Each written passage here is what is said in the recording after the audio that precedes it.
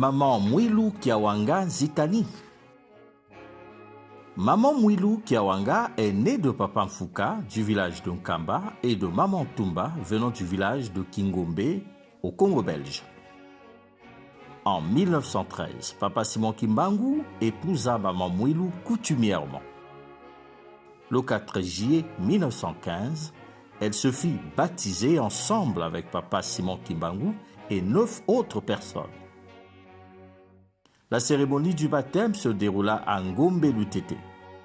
C'est ce jour qu'ils célébrèrent leur mariage religieux au village Masangi.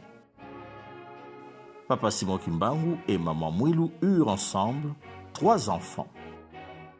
Papa Kisolokele Lukelo Charles, né le 12 février 1914, Papa Dialungana Kiangani Salomon, né le 25 mai 1916, Papa Diangenda Kuntima Joseph, né le 22 mars 1918.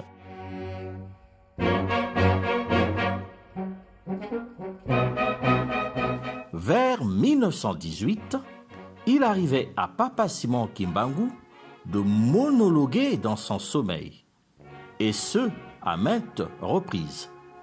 Interpellée par ce monologue peu ordinaire, Maman Mwilu interrogea son mari. Ainsi, lui dit-elle, « Pourquoi parles-tu dans ton sommeil ?» Papa Simon Kimbangu répondit en disant que Jésus-Christ lui confia une très grande mission.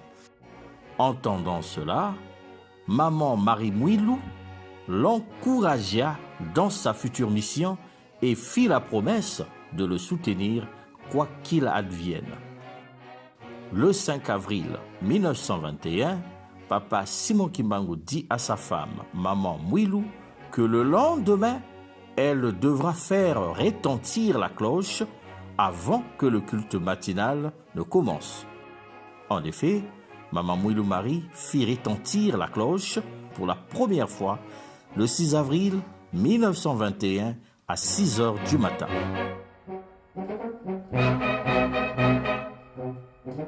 Le 12 septembre 1921, Papa Simon Kimbangu est arrêté par l'autorité coloniale belge. Ce fut pour elle et ses enfants une période très difficile. Le 15 septembre 1921, ils sont tous arrêtés puis séparés. L'aîné, Papa Kisolokele, est envoyé à Boma et Maman Mwilu, en compagnie des 2 autres enfants, Papa Dialungana et Papa Diangeda, sont assignés à Ngombe Kinsuka en Kamba.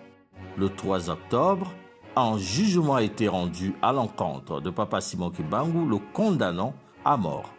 Le 10 octobre 1921, avant son incarcération, Papa Simon Kimbangu demanda à voir sa femme et ses enfants. C'était ce jour où Papa Simon Kimbangu confia à Maman Marie Mwilu la mission de préserver son œuvre, son église et ses enfants.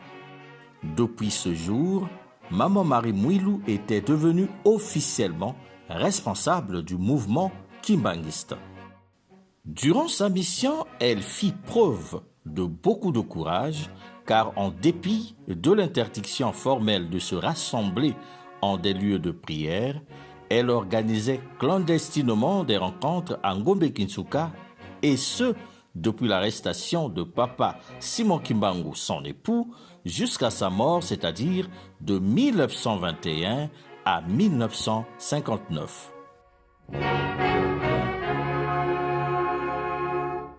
Maman Mwilu Marie Kiawanga était une femme remarquable. Dotée d'un amour vrai, elle était toujours prête à aider son prochain. Elle avait le sens de l'hospitalité, bien qu'il leur manquait à elle et à ses enfants de quoi se vêtir, de quoi se mettre sous la dent, et malgré aussi les mauvais traitements que les missionnaires belges lui infligeaient. Maman Marie Mwilu était une femme forte moralement et spirituellement, et c'est sa foi qui lui permit de surmonter toutes ces épreuves. Le 12 avril 1959, Maman Marie Mwilu octroie les cartes de catéchiste au premier responsable de l'église kimbanguiste dans le but de poursuivre cette œuvre. Le même jour, elle délégua le pouvoir de diriger l'Église à son fils cadet, Papa Diangenda Untima. 15 jours plus tard, le 27 avril 1959, exactement, Maman Marie Mwilou nous quitte pour rejoindre le royaume des cieux. Elle est enterrée après 2 jours à Ngombe-Kunsuka, soit le 29 avril 1959. Maman Mwilou Marie est donc décédée le 27 avril 1959. Mais pourquoi a-t-elle dû partir à ce moment-là? Maman Marie Mwilou dit un jour, « Si je ne pars pas, cette situation, c'est-à-dire les persécutions qui subissaient les Noirs ou les Kimbangis à l'époque, ne changera guère. La parole de Dieu doit s'accomplir. » Ainsi, après son décès, l'église kimbangiste fut reconnue officiellement par l'État colonial belge. C'était le 24 décembre 1959. Quelques mois plus tard, le 3 avril 1960, le corps de papa Simon Kimbangu, son époux, fut rapatrié en Kamba. Et enfin, le 30 juin 1960, le Congo belge est devenu indépendant, suivi du Congo-Brazzaville en août 1960.